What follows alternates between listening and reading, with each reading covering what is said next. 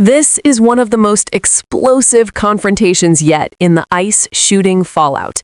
Kristi Noem is now accusing Minnesota's governor and the mayor of Minneapolis of inflaming the public, while state officials say the federal government is blocking them from the investigation. So who's telling the truth? Was this a justified act of self-defense or a cover-up that's tearing trust apart? Because what you're about to hear isn't just about one shooting. It's about power, accountability, and who really controls law enforcement in America. Joining us now to discuss is the Secretary of the Department of Homeland Security, former South Dakota Governor Kristi Noem. Thanks so much for being here. We really appreciate it. So it's been 4 days since this incident. The FBI is investigating the circumstances around the shooting. What new have investigators learned? Well, I would say the FBI can give you the details of the investigation, but what we do know is that this was clearly a law enforcement action where the officer acted on his training and defended himself and his life and his fellow colleagues. It's a tragedy that this family has lost a loved one and that our country is dealing with the situation. But that's why we need our leaders to turn down their rhetoric. We need individuals and elected leaders in Minnesota to start partnering with us so that we can do law enforcement operations on the streets to protect the citizens that live there. On the matter of partnering, state and local officials in Minnesota are asking to be allowed to participate in the investigation into the shooting alongside the FBI. The Minnesota Bureau of Criminal Apprehension said in a statement that they've been denied access to evidence in the case. It is normal in investigations like these to be done with federal officials working in tandem with state and local officials. According to the governor of Minnesota, the mayor of Minneapolis, and the State Bureau of Criminal Apprehensions, DHS is not doing that. Why? Well, we're following the same protocols that we've always followed in these situations. Nothing's changed. We do our investigations, and the federal government continues to do that with the Department of Justice. So you don't work with locals?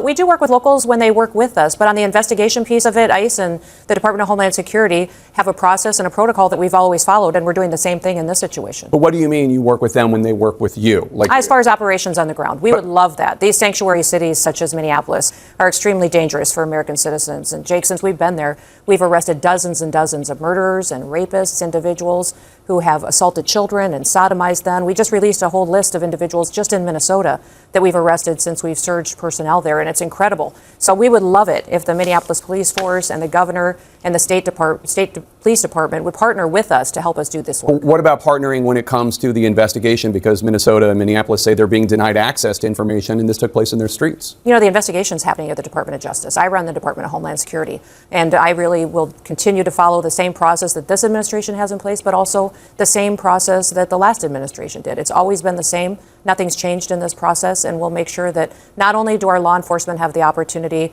to get the training they need, that they have the support and the backup on the streets that they need, but they also recognize that when a tragedy like this happens, that we'll do the right thing. But officials are saying that the Trump administration, I understand that you're saying that it's the Department of Justice, not DHS.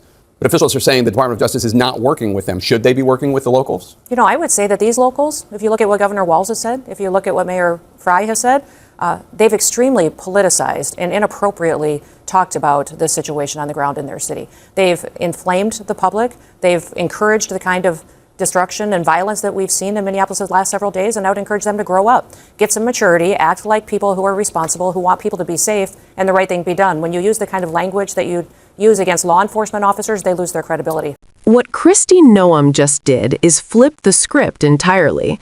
Instead of focusing on the facts of the ICE shooting itself, she went straight after Minnesota's leadership, Governor Tim Walz and Minneapolis Mayor Jacob Frey, accusing them of inflaming the public and encouraging violence.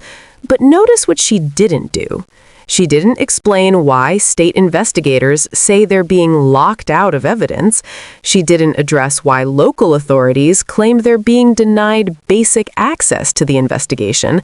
And she didn't answer the core question Americans care about, why transparency seems to stop at the federal level. Instead, Noem framed this as a law and order issue, arguing that ICE agents were acting on training, defending their lives, and doing the job local leaders refused to do. In her telling, this isn't about accountability, it's about weak Democratic leadership and so-called sanctuary cities putting officers in danger.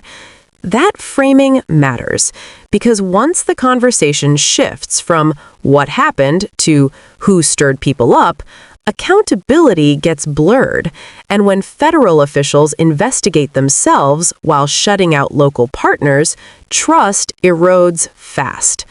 This isn't just a clash between ICE and Minneapolis, it's a power struggle between federal authority and state oversight, between secrecy and transparency, between narrative control and public accountability. And when leaders start telling the public to grow up instead of opening the books, it raises a bigger question. If everything is as justified as they claim, why not let everyone see it? That's the part of this story that isn't going away.